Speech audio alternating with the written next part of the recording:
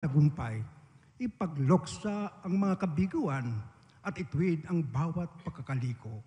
Sa pagtitipong ito, lapo ninyong ipaliwanag sa aming lahat ang pananagutan ng bawat isa sa pagbuo at pagpapalakas ng isang dakilang bayan. Turuan niyo po kaming higit pang lumalim, lumawak, at tumaas ang pagkaunawa at pagtupad sa banal na layon ng pamumuno at pamamahala. Patuloy niyo pong ipabatid at idiin ang pananagutan sa inyo at sa sambayanan ng bawat isang opisyal ng gobyerno at pinuno ng mga sangay nito. Matagpuan niyo nawa kaming lahat, pinuno at pinamumunuan, na lalo pang puspusang nagtutulungan sa pag-angat at pagsusulong sa bayan tungo sa magandang kinabukasan. Salamat po sa mga mabuting nagawa na ng pagtutulungan tungo sa pagbuo ng bago at umuunlad na Pilipinas. Adhika po naming makitang lalo pang payapa, matatag, masagana at maligaya ang pamayanan. Sa ikatutupad nito, basbasan niyo po kami ng wagas na katapatan sa inang bayan at bigyan kami ng ibayong determinasyon at lakas sa paghubog ng bagong Pilipino at bagong pagkamamamayan. Pagbuklurin niyo po kami ng bigkis ng pagkakaisa, ang mga pinuno at pinamumunuan, mga namamahala at pinamamahalaan.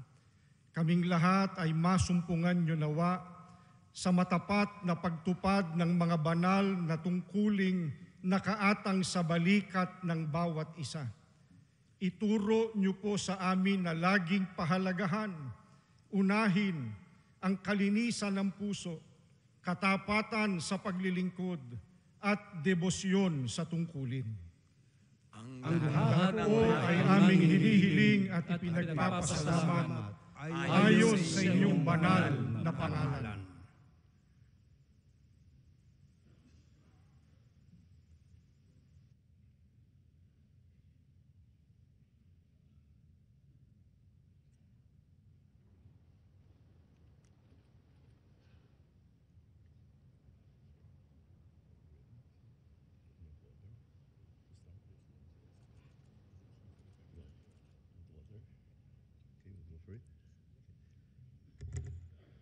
Ladies and gentlemen, honorable members of the Congress of the Philippines, His Excellency Ferdinand R. Marcos Jr., President of the Republic of the Philippines.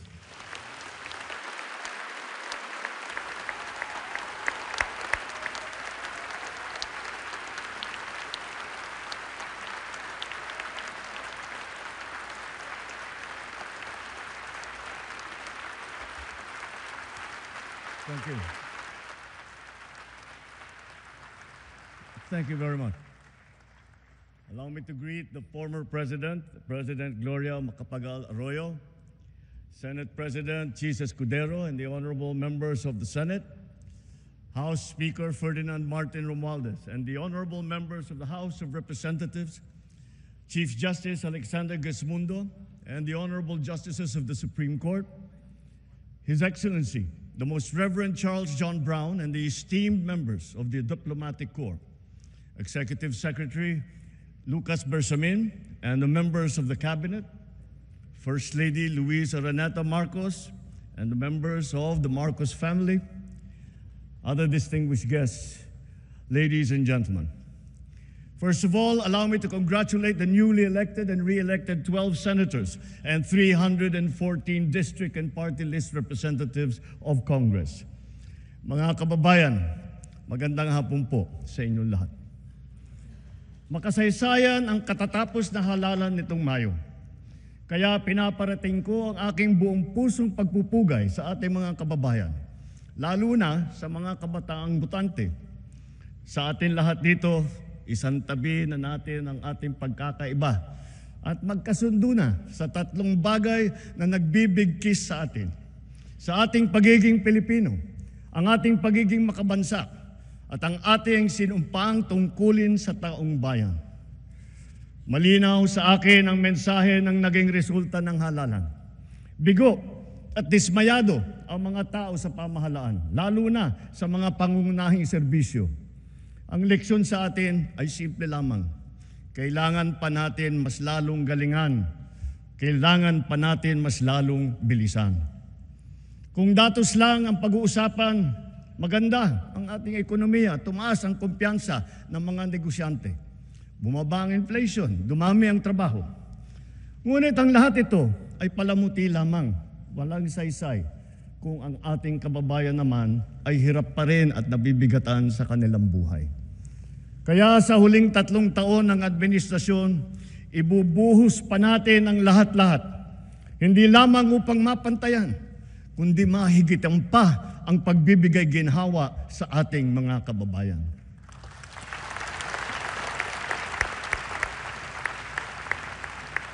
Hindi na ako magpapaligoy-ligoy pa.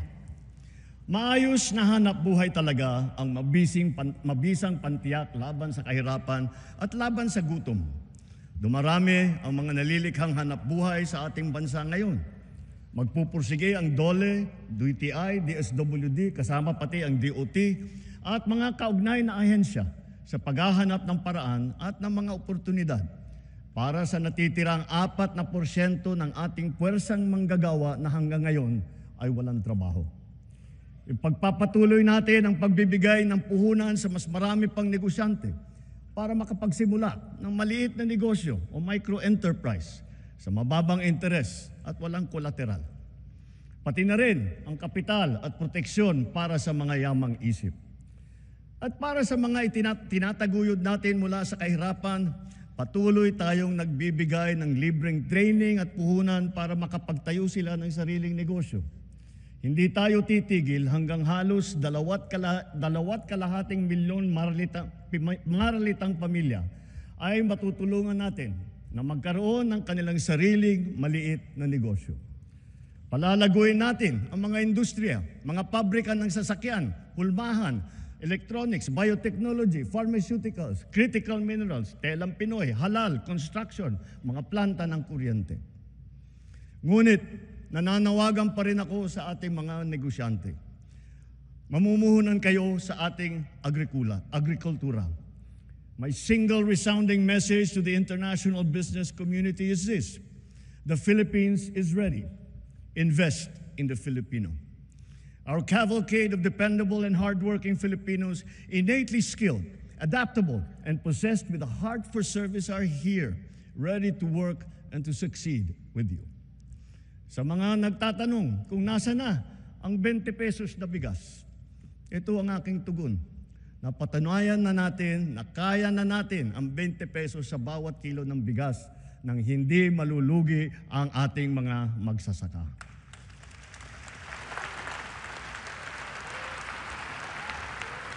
Kamakailan naman ay matagumpay nating nailunsad ito sa Luzon, Visayas at Mindanao, kagaya sa San Juan, Pangasinan, Cavite, Occidental Mindoro, sa Cebu, sa Bacolod, sa Guimaras, Siquijor, Davao del Sur. At dahil sa ilalaan nating 113 bilyong piso upang palakasin ang mga programa ng DA, ilulunsad na natin ito sa buong bansa sa pamamagitan ng daan-daang kadiwa store at center sa iba't ibang lokal ng pamahalaan. Binabalaan ko ang mga trader na magtatangkang magmanipula ng presyo ng palay o ng bigas o manloloko ng mga magsasaka. Hahabulin namin kayo dahil ang trato namin sa inyong ginagawa ay tinuturing naming economic sabotage.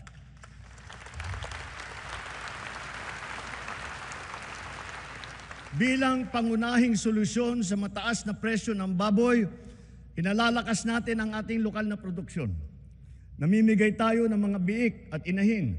Nagpapatayo din tayo ng mga biosecured facilities upang lubos na pababain ang presyo ng karne. Nagsimula ng magbakuna labang sa ASF at palalawigin pa natin ito ng pagbabakuna sa lahat. Pinataas natin ang produksyon ng palay, mais, pinya, saging, mangga, kape, kakao, kalamansi, tubo, sibuyas, bawang, at iba pang mga agricultural products. Mula nagsimula itong administrasyon, mahigit 8.5 milyong magsasaka at mangingisda ang nakatanggap ng tulong. Lalo pa natin paiigtingin ang mga programa ng pamahalaan para mas marami pa ang matutulungan. Libo-libong kilometro ng farm-to-market road na ang ginawa na at libo-libong kilometro pa ang pinapasinayaan. Libo-libong ektarya ng lupa ay nalagyan na ng patubig sa buong bansa at libo-libong ektarya pa ang patutubigan. Libo-libo ring makinarya at pasilidad ang ating binuksan at pinamigay para sa mga magsasaka at mangingisda. Marami po tayong ipapatayo na rice processing system. Itong mga pasilidad at mga bangkang yari sa fiberglass na ipamimigay naman sa mga mangingisda. Lahat ng ito ay sumusuporta sa kanila mula paghahanda, sa pagpunla, pag-ani, pagbiyahe hanggang sa pagbenta. Milyong-milyong Pilipino ang umaasa sa puno ng niyog bilang pangunahing kabuhayan. Mula ngayong taon, hindi bababa sa 15 milyong hybrid at mataas na klaseng mga binhi ng niyog ang ating itatanim sa iba't ibang panig ng Pilipinas. At itutuloy natin ito hanggang 100 milyong puno na ng niyog ang ating maitatanim sa buong Pilipinas.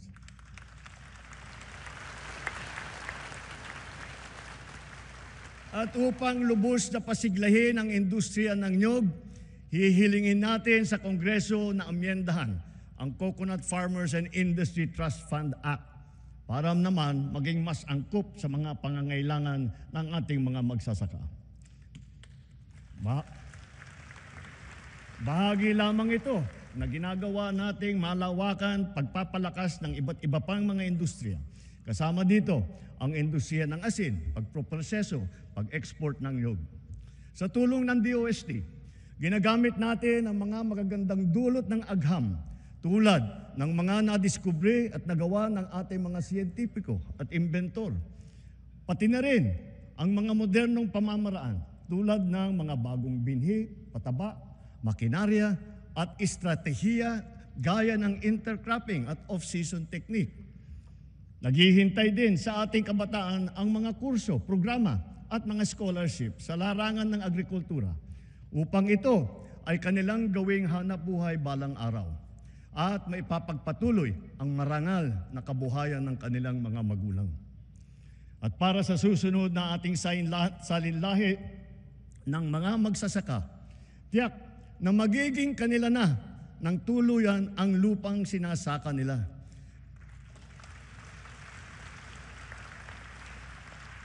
Kasalukuyang pinabibilis ng DAR ang pamamahagi ng mga CLOA at ng mga e-title, pati na yung mga COCROM bilang patunay na wala ng utang ang mga benepisyaryo ng agrarian reform.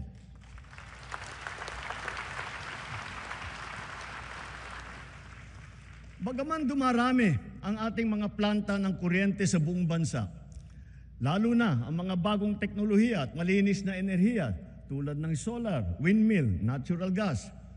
Bagaman kilalang-kilala na tayo sa buong mundo dahil sa pagpapahalaga natin sa renewable energy, naririyan pa rin ang mga problema sa enerhiya na damandama ng bawat Pilipino.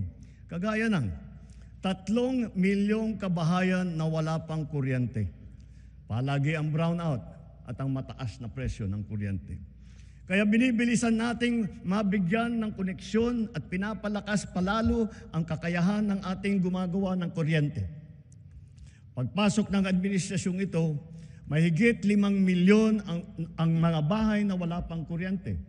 Sa loob ng 3 taon, 2.5 milyong kabahayan ang ating nakabitan na may kuryente na sila. Sa susunod na 3 taon, halos 200 planta ang ating tatapusin. Ito ay may kakayahan magpailaw sa 4 milyong kabahayan o sa mahigit na 2,000 pabrika o sa halos 7,000 tanggapan at negosyo. Hahabulin at tutuparin ng DOE at NEA ang natatakdang dami ng mga kabahayang makakabitan ng kuryente ngayong taon hanggang 2028. Lalo na sa Quezon, sa Camarines Norte, sa Palawan, sa Masbate, sa Samar, sa Negros Occidental, sa Zamboanga del Sur. At sa pagtatapos ng 2028, dagdag na mahigit 1 milyong kabahayan pa ang magkakaroon na rin ng kuryente sa pamamagitan ng solar power home system. Para lalo pang makatipid ang ating mga kababayan at maipagbili ang anumang sobrang kuryente nila, isusulong na ng Department of Energy ang net metering program at pabibilisin din ng ERC ang proseso ng pag-aproba nito. Habang inaayos natin ang komplikado nating sistema ng enerhiya sa bansa upang maipababa ang presyo, pinapalawig pa natin ang lifeline rate. Bukod sa mga miyembro ng 4P, kasama na rin ngayon ang mga pamilyang nasa listahanan na maliit lamang ang kinikita at ang konsumo naman ay hindi lumalampas sa lifeline rate. Hindi ko palalampasin ang nangyari kamakailan sa Siquijor. Dahil sa malawakang brownout, napilitan pang magdeklara ng state of calamity sa lalawigan. Naperwisyo nito ang mga taga roon, ang kanilang turismo, kanilang negosyo, ospital, sari-saring serbisyo. Sa ginawa nating investigasyon, ano yung ating natuklasan? Mga expired na permit, mga sirang generator na halatang napabayaan, kaya sunod-sunod na bumibigay, mabagal na aksyon, at kawalan ng maayos na sistema ng pagbili ng krudo at ng mga pyesa. Ipinag-utos ko sa DOE, NEA at ERC na pabalikin sa normal ang serbisyo ng kuryente sa Siquijor bago matapos ang taon. Titiyakin namin na maitatag agad ang mga pasilidad para sa pangmatagalang lunas sa kanilang problema sa kuryente. Hindi na dapat ito maulit-muli. Iimbestigahan ang naging kapabayaan nito at ang iba pang mga katulad na kaso sa buong bansa. Dapat nilang ayusin ang pamamahala ng mga kumpanya ng kuryente at ipag-utos ang pag-refund kung kinakailangan. Tulad ng pagkain, nakasalalay ang buhay natin sa tubig.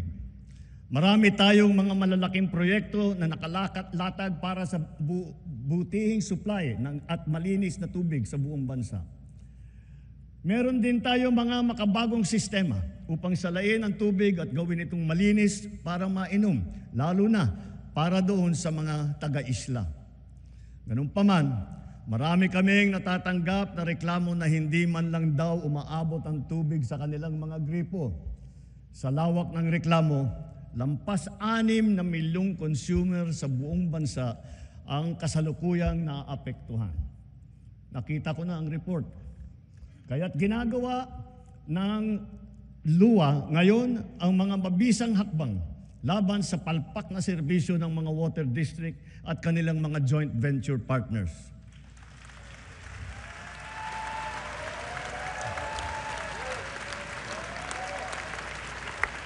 Titiyakin ng LUA na mailalagay na sa ayos ang serbisyo ng tubig ng milyong-milyong nating mga kababayan at gawin mas abot kaya naman ang presyo. Higit sa lahat, titiyakin natin mapapanagot ang mga nagpabaya at nagkulang sa mahalagang serbisyong publiko na ito.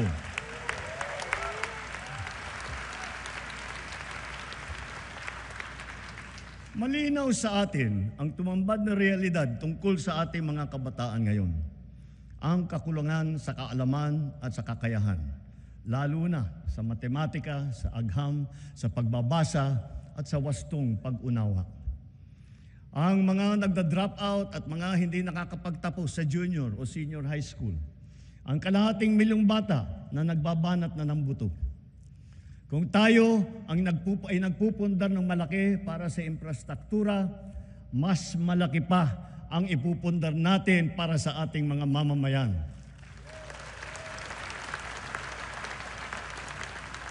Ito ang pangunahing polisiya natin hanggang matapos ang administrasyon. Puspusan nating inaayos at pinapaganda ang ating sistema ng edukasyon. Sa lahat ng mga pinahahalagahan ng administrasyon, ito pa rin ang nasa rurok. Ngayon taon, sinimulan na natin ang Academic Recovery and Accessible Learning o ARAL program. At pinalalakas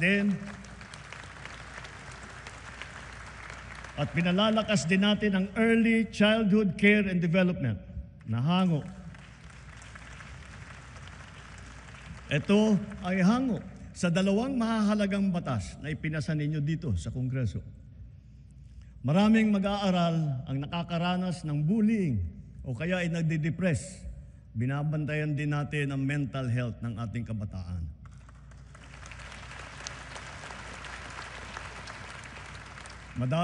Magdadagdag tayo ng mga school counselor na magsisilbing sanggunian at gabay nila. Naglaan tayo ng 1 bilyon para makapagtayo ng mahigit 300 barangay child development center at bulilit center sa buong bansa. At ang pinaka-priority ay yung mga nangangailangan na puok na malalayo. At pauna lamang yan, unti-unti nating tutugunan ang matinding kakulangan sa daycare center na nabinbin mula pa noong 1990.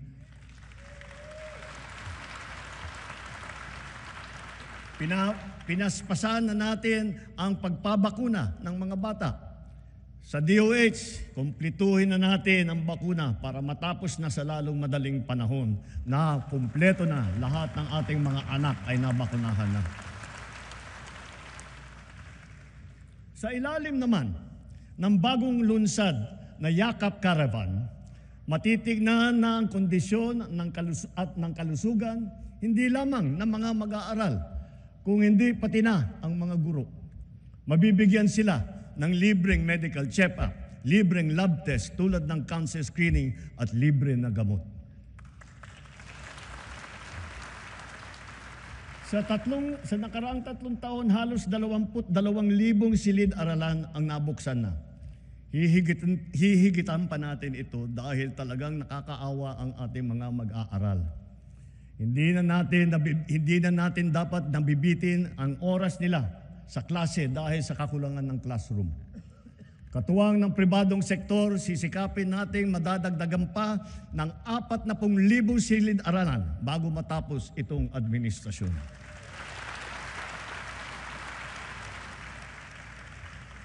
Maglalaan tayo ng sapat na pondo para rito. Alang-alang sa mga ating mag-aaral, hihilingin ko ang buong suporta ng ating Kongreso.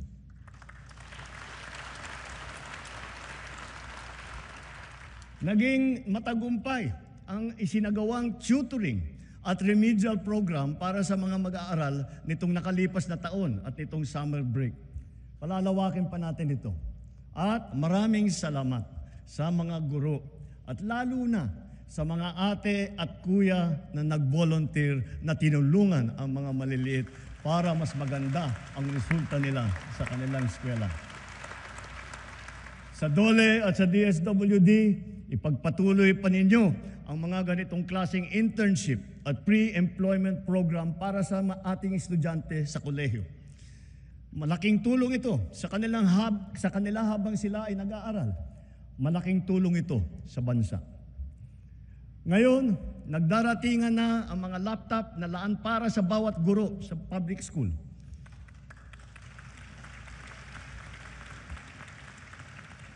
Tiniyak natin na walang anomalya sa pagbili ng mga laptop na ito.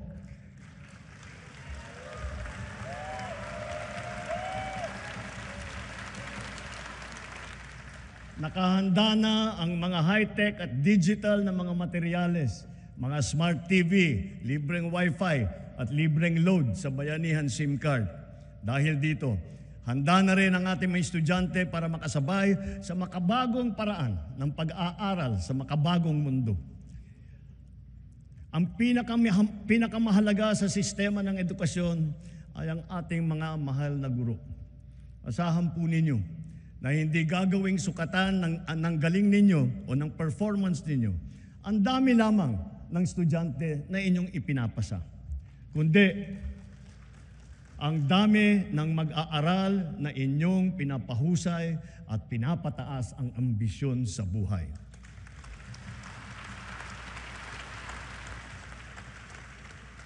Hindi tayo tumitigil maghanap ng mga paraan upang pag-aanin kahit paano ang inyong pasanin sa araw-araw. Nagdagdag tayo ng 60,000 teaching item at nakapagbigay pa ng trabaho para sa ating mga lisensyadong guro. Tinanggal na natin ang halos 100 dokumentong kailangan ninyong atupagin noon na wala namang kinalaman sa inyong pagturo. Gagawin na rin nating digital ang mga natitira pang papel na kailangan ninyong asikasuhin. Para pwede na ninyong itong gawin online, diretso na mula sa mga bago ninyong laptop.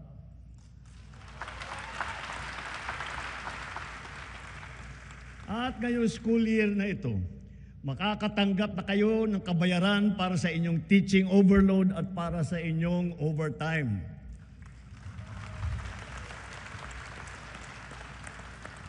Napatunayan na nating mabisa ang TechVoc. Kaya unti-unti nang pinapasok sa senior high ang TVET ng TESDA.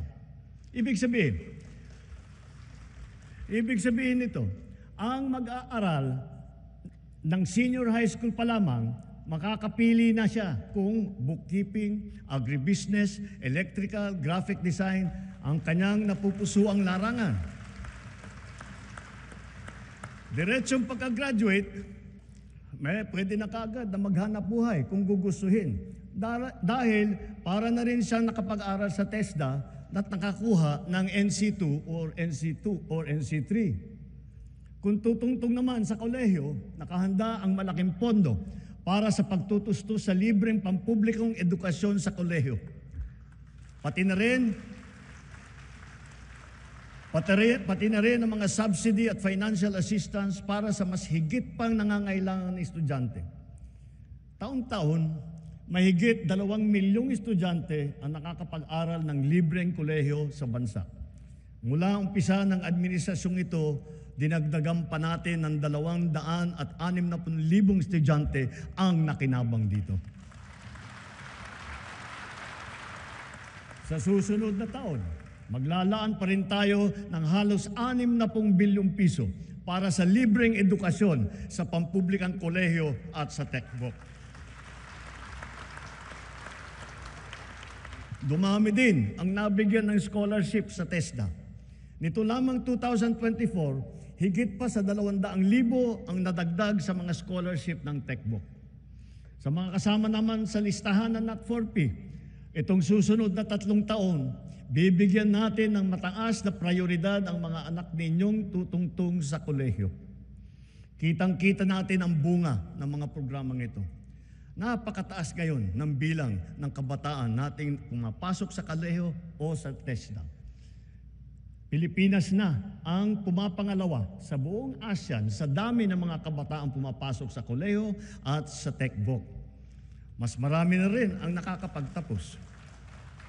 Kaya mga magulang, sulitin na ninyo ang mga pagkakataong ito.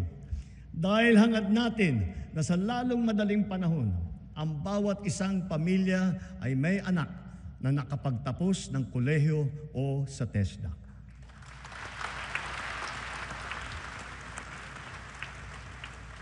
Kung kalidad lang din ang pag-uusapan, hindi nagpapahuli ang mga universidad at kolehiyo natin dito sa bansa.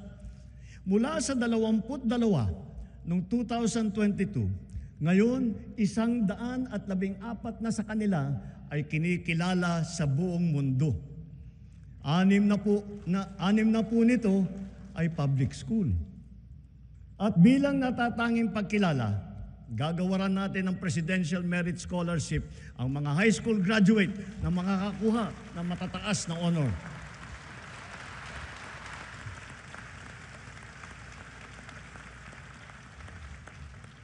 walang humpay nating ipinapatupad ang mga programa sa pagsusugpo sa kahirapan at patungkol sa kalusugan at nutrisyon ng mamamayan. Tuloy-tuloy pa rin ang ating programang 4Ps. Hangad din natin na amyendahan ang batas ng 4Ps upang matiyak na talagang sapat ang panahon para maitaguyod ang kanilang paghihirap. Maitaguyod sila ang mga mahihirap. Mula nang nagsimula itong administrasyon, mahigit 5 milyong kabahayan ang nagbenepisyo sa conditional cash grant ng 4P. Mas maganda pa ang balita na sa 3 taon, halos 1.5 milyong pamilya ang gumanda na ang buhay. Kaya nakakapag-graduate na sa program ng 4Ps. Batid natin lahat ang mga kababayan natin na namumuhay sa lansangan. Sila ang pinakanangangailangan ng tulong ng pamahalaan. Sa ating mga LGU, hanapin ninyong lahat na ipasok silang lahat sa 4Ps at sa iba pang mga programa ng DSWD. Para naman, maitaguyod natin sila at magsimula na ang kanilang paglakbay tungo sa pag-unlad ng kanilang buhay.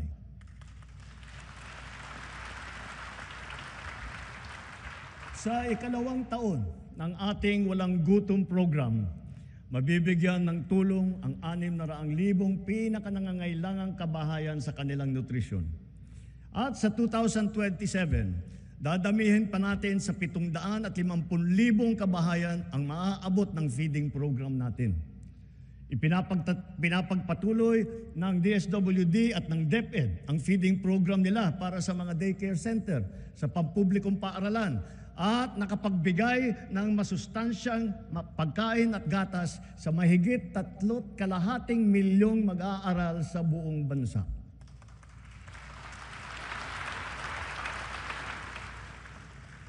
Dahil alam naman natin, basta't may laman ang tiyan, may laman ang isipan. Kung papalawigin pa natin ang mga programang ito sa susunod na taon, sa tulong ng karagdagang 1 bilyong pisong pondo, pararamihin pa ng DSWD ang bilang ng mga batang mabibigyan ng masustansyang pagkain. Sa kabilang banda naman, nakikita natin ang sobrang pagtaas naman ng timbang ng ating mga kababayang edad 20 at pataas. Kaya sikapin nating maging mas aktibo ang ating pamumuhay araw-araw.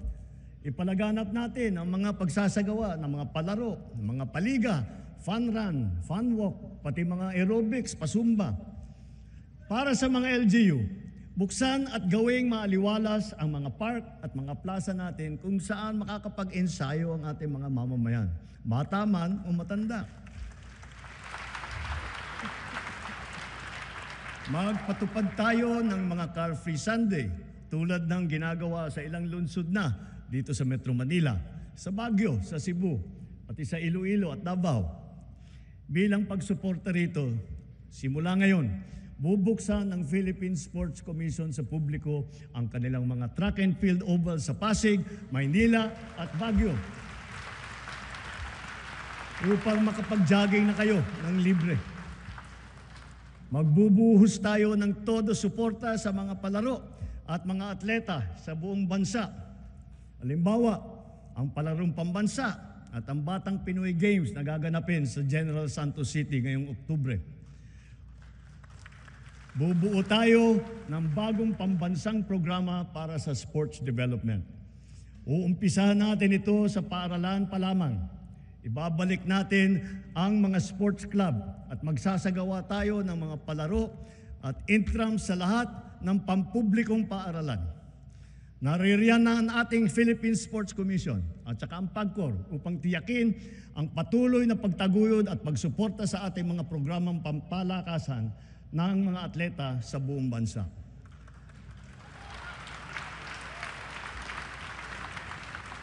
Dahil sa mga ito, ang ating kabataan ay maagang namumulat sa sport, humuhusay at tumataas ang kumpiyansa.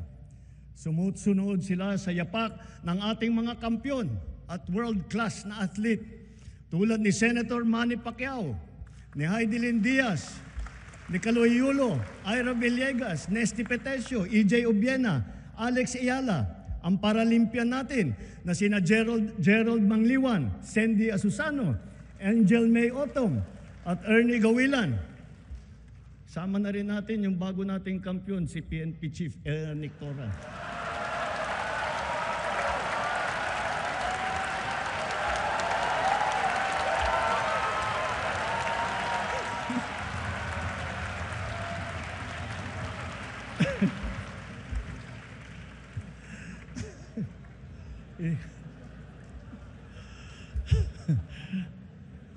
Gulat si Chief PNP.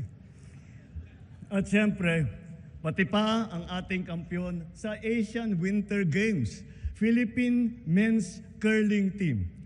Akalain mo nga naman, walang winter dito sa Pilipinas. Napatunayan pa rin natin na kaya natin maging kampiyon sa Winter Games. Kilalanin natin ang mga atleta na umani ng karangalan para sa Pilipinas. Hindi lamang sila nakapaghatid ng kasiyahan sa buong sambayanan, pinalakas pa nila ang ating pagmamahal sa bayan at lalo pang pinatingkad ang dangal ng bawat Pilipino.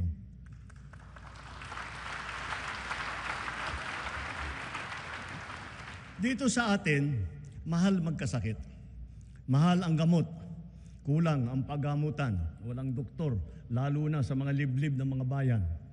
Kaya mula nang nagsimula ang administrasyon, ito ang tinutukan natin. Kasama ng edukasyon at pagsugpo sa kahirapan. Sa loob ng 3 taon, pinarami natin ang mga pampublikong ospital at specialty center. Nariyan na rin ang 53 bukas center sa 32 lalawigan sa bansa. May libreng check-up, x-ray, lab test at iba pa. Ito ay para sa agarang serbisyong outpatient na hindi na kailangan magpa-confine pa sa ospital. Asahan ninyo, marami pa ang ating bubuksan na bukas.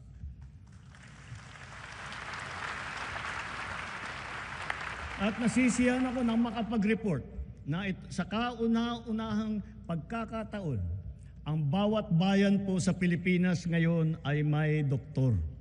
Mayroon ng magiging tagapag-alaga. Mayroon ng tagapag-alaga ng kalusugan ng mamamayan sa inyong lugar. Lahat po tayo ay miyembro ng PhilHealth.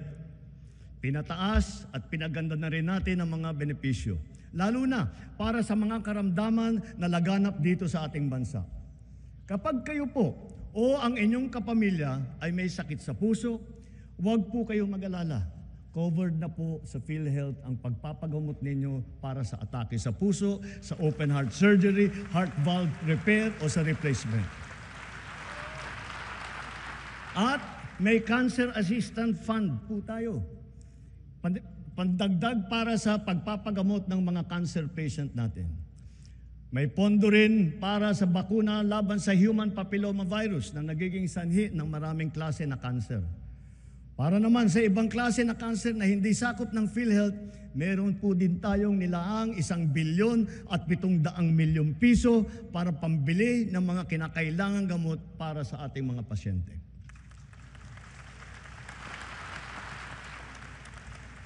Sa mga nagdadialysis, ang mga session ninyo na 3 beses sa 1 linggo, libre na sa buong taon.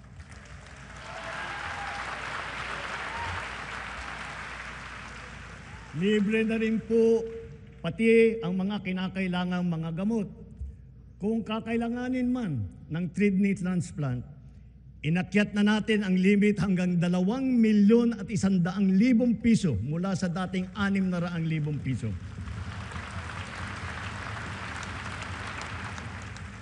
At ngayong taon, covered na rin ng PhilHealth ang mga serbisyo at gamot pagkatapos ng operasyon ng kidney transplant.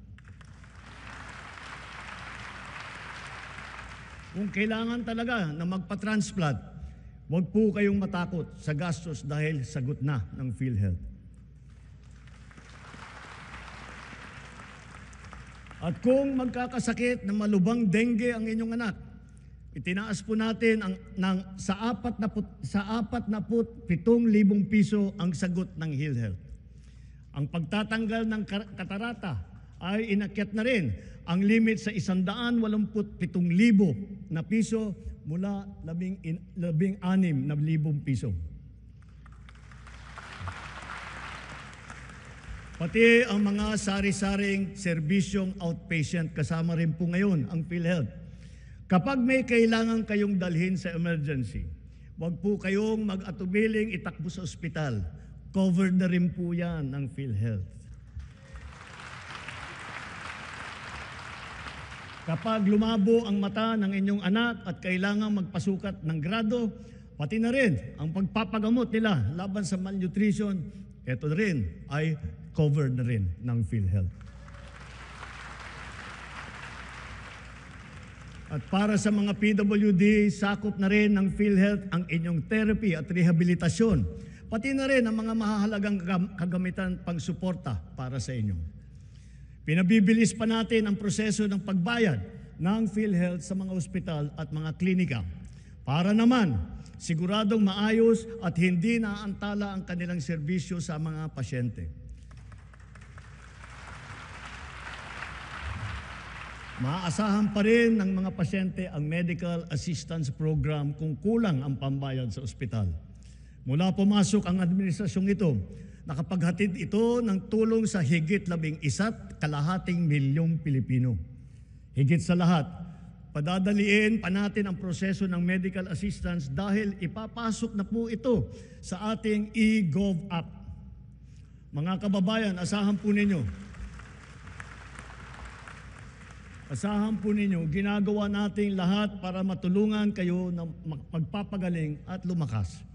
Ngunit batid natin ang mga realidad sa mga pampublikong ospital. Kanya-kanya ang bili ng medical supply. Kanya-kanyang lakad ng medical assistance para sa bill na hindi kayang bayaran.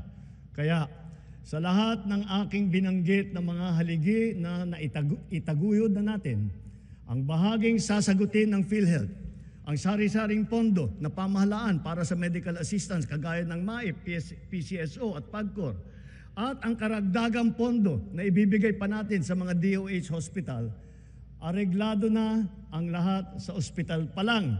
Wala nang kailangang pampuntahan o lapitan pa. Ito po,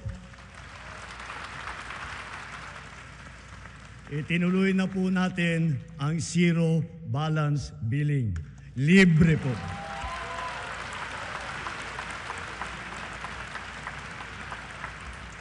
Ibig sabihin, ang serbisyo sa basic accommodation sa ating mga DOH na ospital, wala nang babayaran ang pasyente dahil bayad na ang bill ninyo.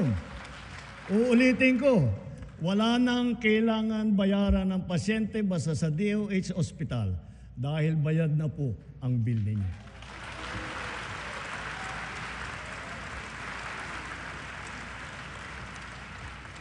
Asahan ninyo, pagpapatuloy ang malawakang programang pang-infrastruktura ng administrasyon.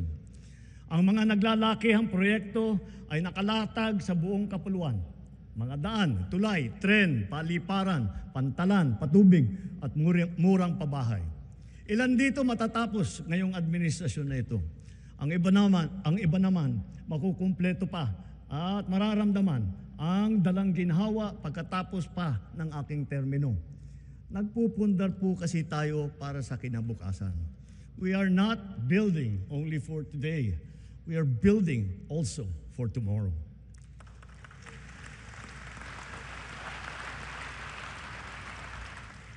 Habang ginagawa ang ating mga tren tulad ng North-South Commuter Railway at ang ating mga subway, patuloy din ang pagpapaganda natin sa serbisyo ng MRT at saka LRT. Ang dating 20% diskwento sa LRT at MRT para sa PWD, sa senior at sa estudyante ay tinaas na natin sa 50% na diskwento.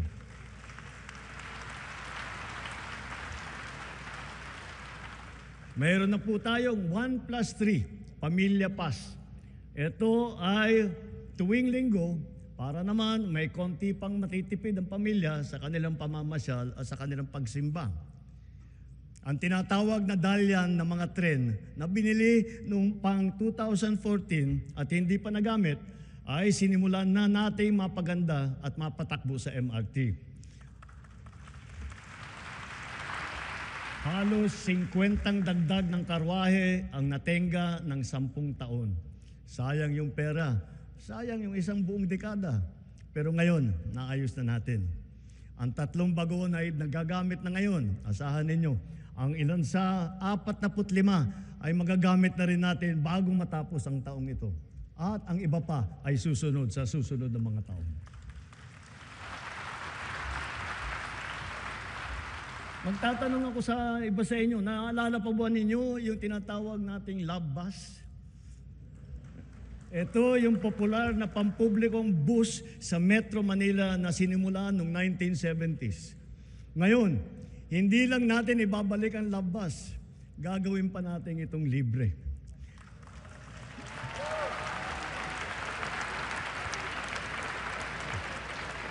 Pauna pa lamang, pilot testing pa lamang yung nasa Davao at sa Cebu. Susundan pa ito ng ibang mga lugar sa Visayas at sa Mindanao. Bago matapos ang taon, magsisimula na ang Bataan-Cavite Interlink Bridge. Ang tulay na ito ay 32 kilometro ang haba na tumatawid ng Manila Bay. Sabit. Kung ang biyahe ngayon mula Mariveles hanggang Naik ay umaabot ng 5 oras, balang araw ito ay magiging 45 minuto na lamang.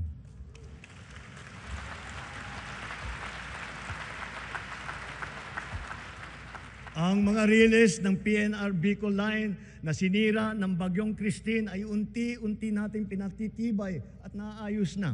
Kasama ang Binahan Bridge. Hindi magtatagal, madadagdagan pa ang haba ng linya na ito at aabot sa Ragay, Camarines Sur hanggang Tagkawayan, Quezon. Magiging malaking tulong ito sa ating motoristang nagdadaan sa malubhang traffic mula Quezon hanggang sa Bicol. Sa 2026, inaasahang magbubukas na sa motorista ang bahagi ng extension ng SLEX mula Santa Tomas, Batangas hanggang Chaong, Quezon. Kapag natapos itong buong proyekto, ang dating 4 na oras na biyahe, magiging 1 oras na lang. Kaya inaatasan ko ang DOTR at DPWH na bantayang mabuti ang mga proyekto sa kahabaan ng Quezon patulak ng Bicol at tiyakin tama ang kalidad, matibay, at nasa takdang oras ang pagtatapos. Ang Nalil-Sikiat Bridge na una sa 3 mahalagang tulay na ginagawa ngayon sa Tawi-Tawi, nabuksan na. Sa susunod na taon, ang tulay sa Malasa, Lupang Pula ay matatapos na rin. Higit sa lahat, kung may Luzon Spine Expressway Network Program, meron din naman tayong Mindanao Transport Connectivity Improvement Project.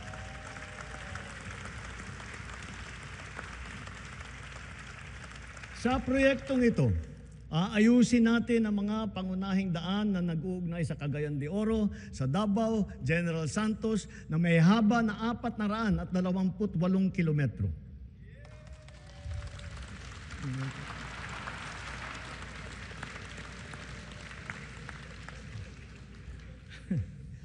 Ang rehabilitasyon ng tulay ng Guadalupe ay sukdulan ng ring kinakailangan. Nasa Senado pa ako. Pinag-uusapan na ito. Hindi ko papayagan tumuwid pa ito sa susunod na administrasyon. Kaligtasan na ng publiko ang nakataya. Hindi po isasara ang Guadalupe Bridge. Gagawa muna tayo ng detour bridge sa magkabilang gilid bilang pansamantalaang daanan. Kapag nagawa na at nabuksan na ang detour bridge na ito, doon pa lamang sisimulan ang trabaho sa main bridge.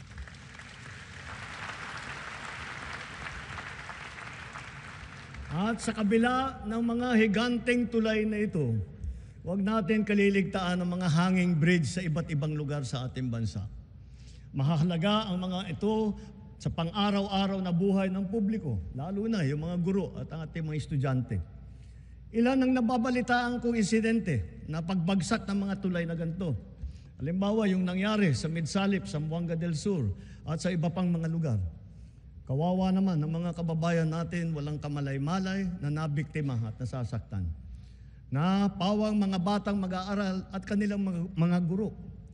Sa DILG, DPWH at OPAPRO, buntahan ninyong lahat ng mga ito at suriing mabuti ang kondisyon. Sa tulong ng pamana at iba pang mga programa, ayusin at kumpunihin natin agad lahat sila.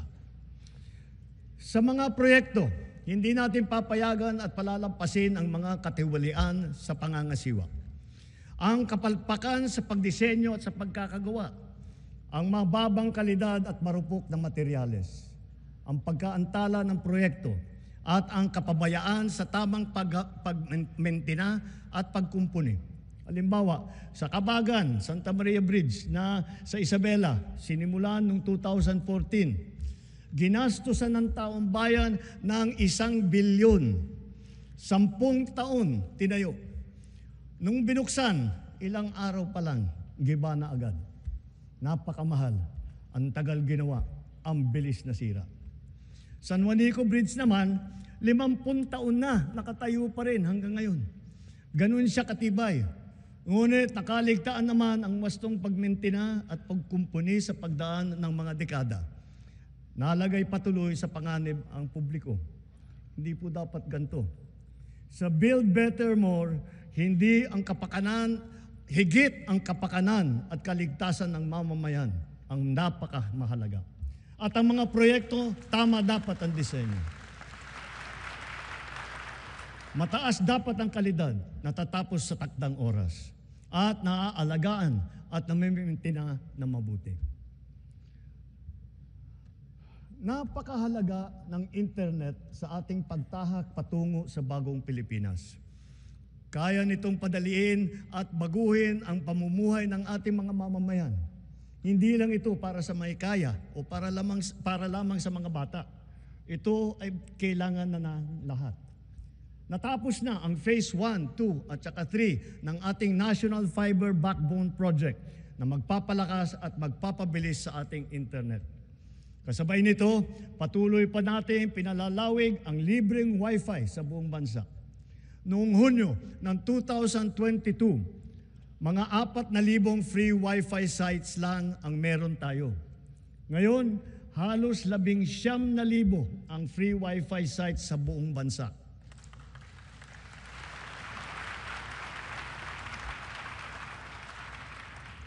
Ngayong taon din, nagsimula na tayong mambigay ng mahigit 1 milyon na SIM card na may libreng data para sa ating mga eskwelahan, lalo na sa mga nasa liblib na puok. At dahil pag pinaganda at pinabilis natin, dadami pa ang mga bagong tore at cell site sa mga gida. Ngunit kulang pa rin ang mga ito. Halos 12,000 pampublikong paaralan pa ang walang internet. Kaya sinusiguro ng DICT at ng DepEd na bago matapos ang taong ito, magkakaroon na ng koneksyon ng internet ang lahat ng pampublikong paaralan.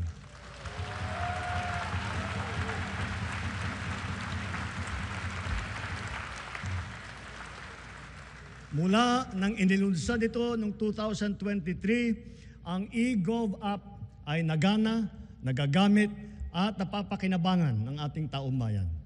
Patuloy pang dumarami ang serbisyo tiyak na praktikal sa bawat Pilipino. Ngayon, mahigit 40 serbisyo ng pamahalaan kasama ng mga LGU ang nasa eGov app. Gamit ng app, maaari nang gawin at ayusin ang sari-saring mga serbisyo at proseso ng pamahalaan na dati ay pinipilahan pa natin ng ura-urada. Ang renewal ng driver's license para sa PhilHealth, para sa Pag-ibig, para sa GSIS, yung mga dokumento na kailangan ng ating mga OFW, sa immigration at customs, sa declaration sa airport, kahit ang paggawa ng biodata hanggang paghahanap ng trabaho. Mga government ID natin, kasama ng national ID at marami pang iba. Hindi magtatagal, magkakaroon na rin para sa NBI clearance, beep card para sa MRT at saka LRT, at e-TIN na galing naman sa BIR. Kaya i-download nyo na po ang eGov app. Sa pinagsama-samang serbisyo sa isang mobile app, ang pamahalaan ay talagang mas malapit na at nasa inyo ng mga kamay.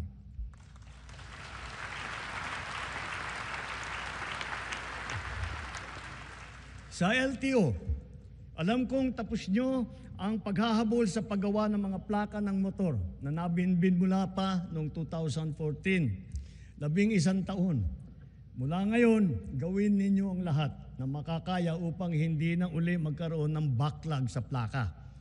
Dahil kailangan bumawi sa publiko, tiyakin din ninyo na may lalabas na ang rehistro at ang plaka ng bagong sasakyan sa loob ng naipangako ninyong 3 araw.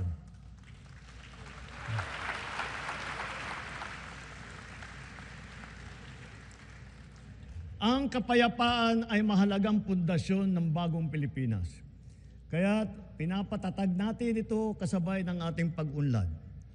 Patuloy tayo sa pagpapatibay ng ating kapulisan at sandatahang lakas. Ang mga armamento, sasakyan, pandigma at sandata ng ating kapulisan at sandatahang lakas ay patuloy na dadagdagan, angkop sa layuning modernisasyon at komprehensibong pagtanggol ng ating kapuluan. Ang libo-libong mga nag-alsa dati laban sa pamahalaan, nagbagong buhay na at nagbabalik loob na. Tinataguyod natin kasama ang kanilang pamilya. Katuwang ang pribadong sektor, pinapaunlad din natin ang kanilang pamayanan at naglalatag tayo ng mga daan, patubig at marangal na hanap buhay. Bukod sa programang panghanap buhay, nagpagawa tayo ng mga health station, mga silid-aralan, mga water system, street light, na ngayon napapakinabangan ng mahigit 13 milyong Pilipino na ngayon ligtas na mula sa kaguluhan.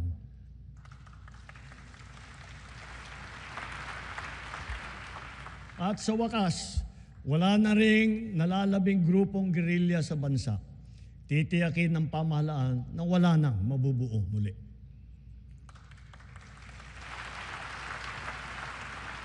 Magkakasangga ngayon ang AFP, PNP at mga dating rebelde sa pagpapanatili ng kaayusan at kapayapaan sa BARM. Kaya naman, ang lipunan natin ngayon ay mas mapayapa, mas mapangalaga rin sa karapatang pantao, anuman ang edad, kasarian, kondisyon o pangkat. Ngunit, kahit pa sinasabing bumababa ang antas ng krimen sa bansa, walang ibang magpapalubag ng pangamba at pagkabahala lalo na sa ating mga biktima mismo ng kriminalidad.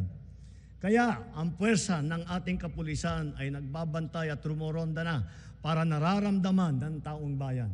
Sila ay re-responde sa tawag ng tungkulin sa loob lamang ng 5 minuto.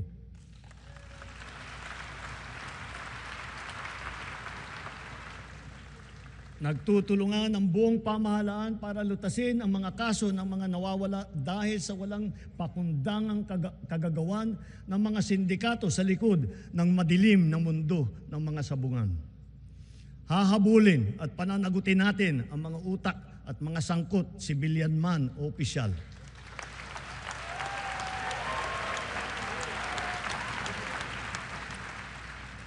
Kahit malakas, mabigat o mayaman, hindi sila mangingibabaw sa batas. Higit sa lahat, ipararamdam natin sa mga salarin ang bigat ng parusa sa karumal-dumal na krimen ng mga ito. Sa mga isinagawang pagsakote sa mga bodega at laboratorio at tagkang pagpasok, halos 83 bilyong pisong halaga ng droga ang nakumpiska na.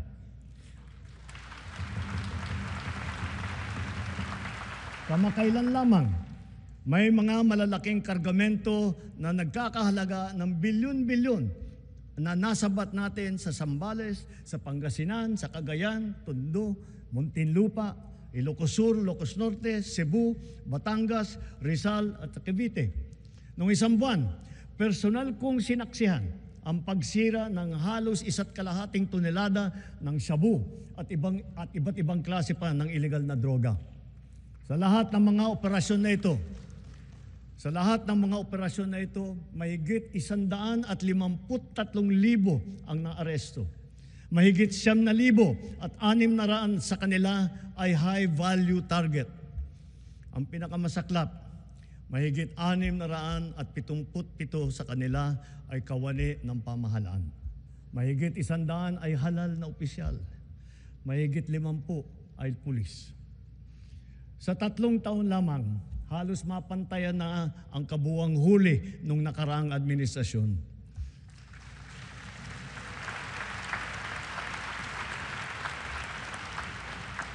Sa kabila ng mga ito, tila nagbabalikan daw ang mga pusher. Kaya patuloy ang ating mga operasyon laban sa mga drug dealer, sila man ay big time o small time. Ngayon, masasabi natin na mataas na ang tingin ng buong mundo sa Pilipinas. Dahil maayos, patas at mahinahon tayong nakikitungo sa iba't ibang mga bansa. Tumutupad din tayo sa ating mga kasunduan at sa mga batas at panuntunan na pandaigdig na komunidad. Nagpapasalamat tayo sa ating mga magigiting ng OFW dahil sa kanila na ipamalas ang angking galing, kabutihan at puso ng Pilipino sa lahat ng sulok ng daigdig. Sa harap ng mga bagong banta sa ating kapayapaan at soberanya, mas maigting ngayon ang ating paghahanda, pagmamatsyag at pagtatanggol sa ating sarili. Ganun pa man, tayo pa rin ang nagtitimpi at nananatiling nagpapasensya, lalo na sa pagtanod sa ating buong kapuluan at sa pangangalaga sa ating interes. Subalit ngayon, mas pataas pa ang ating kumpiyansa dahil mas marami na tayong mga kasangga na magiging kabalikat natin sa oras ng matinding pangangailangan. Then as now, our foreign policy remains the same. The Philippines is a friend to all. The Philippines is an enemy to none. That will be our main focus as we, the Philippines, host the ASEAN Summit in 2026.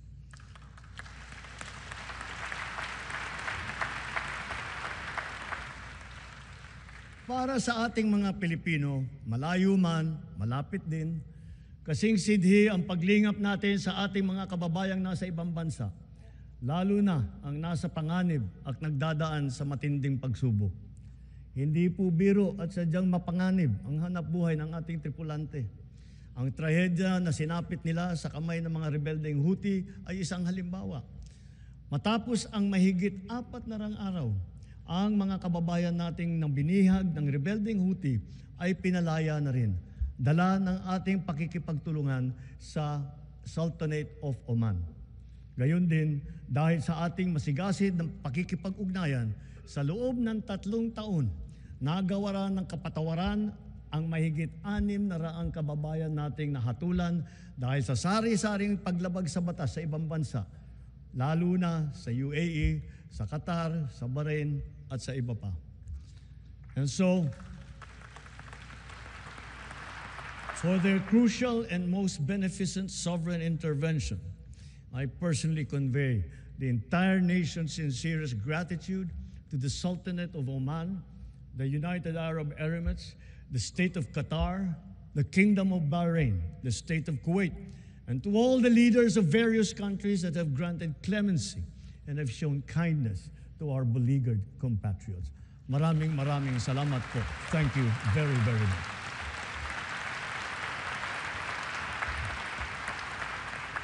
Masigasig din ang ating paghahanda at pagmamatyag laban sa banta ng sakuna at kalamidad, lalo na sa bagong normal at nagbabagong klima na nagbubugso na panahon. Ngayong Hulyo, 4 na bagyo na ang dumaan sa atin. Sabi ng Pag-asa, mga 12 pa ang nagbabantang papasok sa bansa hanggang Disyembre. Sa 24 nating aktibong bulkan sa bansa, 4 ang kasalukuyang nag-aalboroto, lalo na ang Canloon sa Negros. Hindi tayo dapat tumigil sa ating mga ginagawang paghahanda dahil ang banta ay patuloy na naririyan. Dapat ay maging likas at automatic na ang mga wastong gawi sa tuwing may sakuna dahil sunod-sunod ang mga sakuna.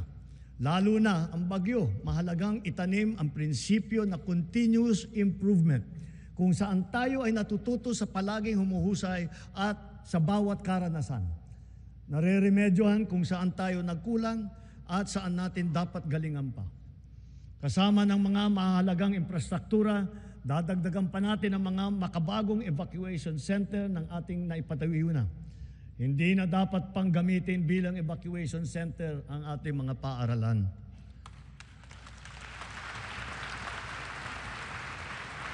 Ginagamit na natin ngayon ang mga makabagong teknolohiya, lalo na sa maaga at mabisang prediksyon. Mga Doppler radar, broadband seismic station, landslide sensor system ng Pag-asa at saka PhilBox sa iba't ibang lugar sa bansa. Sa epektibong pagsasaklolo, nakakatulong ang mga mobile command and control vehicle ng DOST na ipinamahagi natin sa 11 LGU sa buong bansa. Sa ating mga kababayan, hindi magtatagumpay ang anumang paghahanda natin kung wala ang tulong po ninyo. Hiling din namin ang inyong kooperasyon, inyong disiplina, pagmamatsyag at bayanihan bilang responsableng mamamayan. Kooperasyon sa mga malawakang ensayo, pagsunod sa mga babala at tagubilin, tulad ng agarang paglikas at pag-iwas sa mga danger zone. Disiplina, lalo na sa wastong pagtapon ng basura. Pagmamatsyag sa bawat oras. Pagmamatsyag sa bawat oras, bawat araw.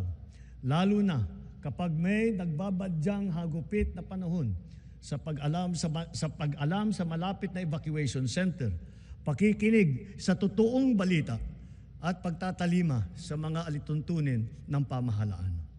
Higit sa lahat, bayanihan sa pagdadamayan at pagtutulungan, lalo na sa mga nasalanta nating kapwa. Mahirap man, kailangan natin itong gawin. Kailangan natin magsakripisyo upang masiguro na nailayo natin sa kapahamakan ng ating mamamayan dahil mahalaga ang bawat buhay ng Pilipino.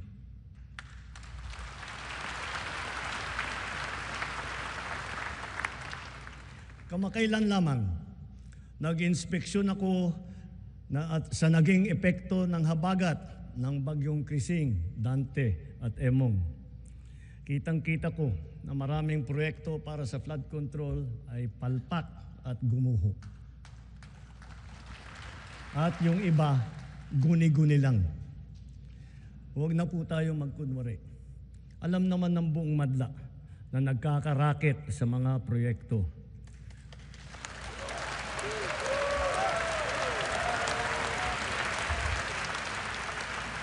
Mga kickback, mga initiative, errata, SOP, for the boys. Kaya sa mga nakikipagsabwatan upang kunin ang pondo ng bayan at nakawin ang kinabukasan ng ating mga mamamayan, mahiya naman kayo sa inyong kapwa Pilipino.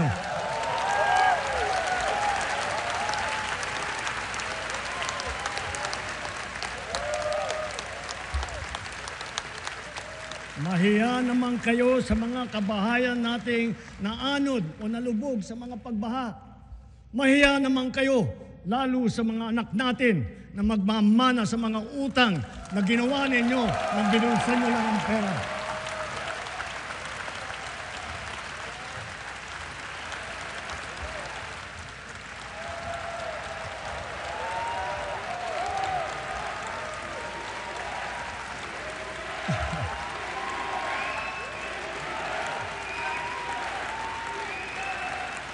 Para hindi na maulit, so that this will not happen again.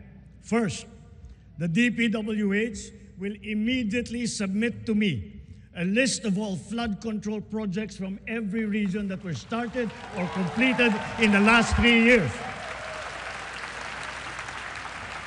Second, the Regional Project Monitoring Committee shall examine that list of projects and give a report on those that have been failures, those that were not finished, and those that are alleged to be ghost projects.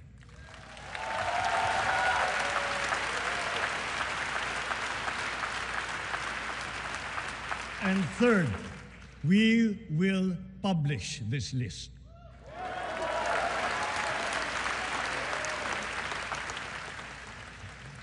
Isa sa publiko natin ang listahang ito. Kaya ang publiko na saksi sa mga proyektong ito ay malayang suriin ang listahan at magbahagi ng kanilang nalalaman para makatulong sa ating investigasyon.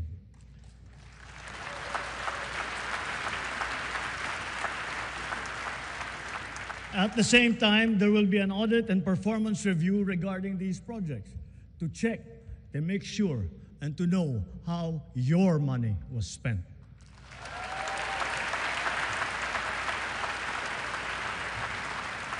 Sa mga susunod na buwan, makakasuhan ang lahat ng mga lalabas na may sala mula sa investigasyon, pati na ang mga kasabwat na kontratista sa buong bansa.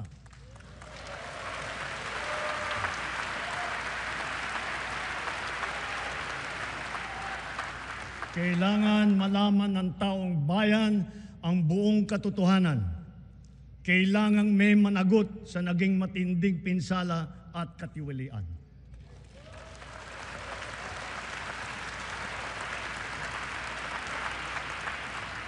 Therefore, for the 2026 national budget, I will return any proposed general appropriations bill that is not fully aligned with the national expenditure program.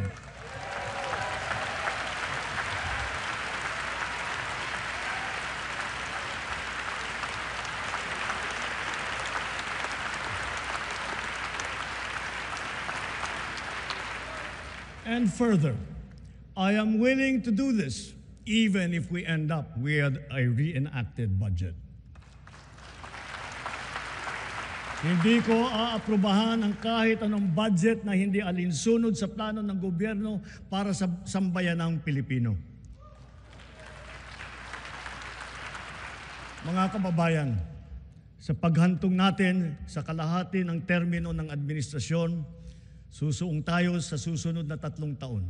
Dala-dala sa aking puso ang mga leksyon na natutunan ko mismo mula sa inyo.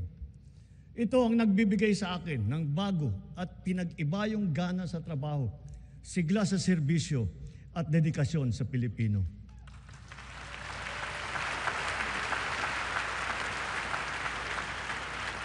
Huwag nating hayaang malihis ang ating pagtuon at pagtahak sa landas ng kaunlaran dahil nasa abot tanaw na natin ito. Ito ang ating dapat na pagtulungan. Ito ang ating dapat na pinagtutunguhan. At kayang-kaya natin ito marating at maisakatuparan.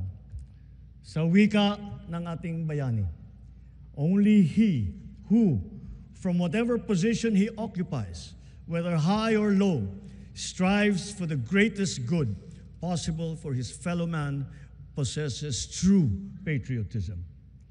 Alam po natin sa ating puso kung ano ang tama, kung ano ang mali, kung ano ang mas mahalaga at mas makakabuti sa sarili, sa pamilya at sa ating bayan. Sa mga matitinding hamon na binabato at hinaharang ng ating mundo ngayon, nasa likod ninyo ang pamahalaan. At huwag tayong matakot. Huwag tayong titiklop. Huwag tayong mawawalan ng pag-asa. Dahil ang Pilipino ay likas na matapang, magaling, masipag, matibay, at mabuti.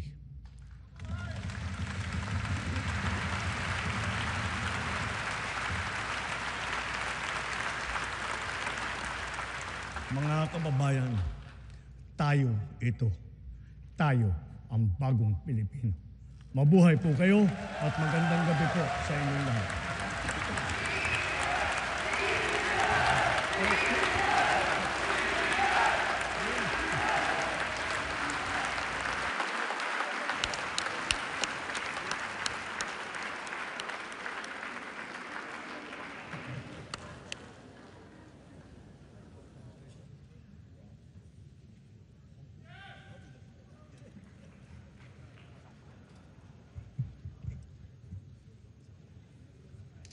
On the part of the Senate, the joint session is hereby adjourned. On the part of the House of Representatives, the joint session is adjourned.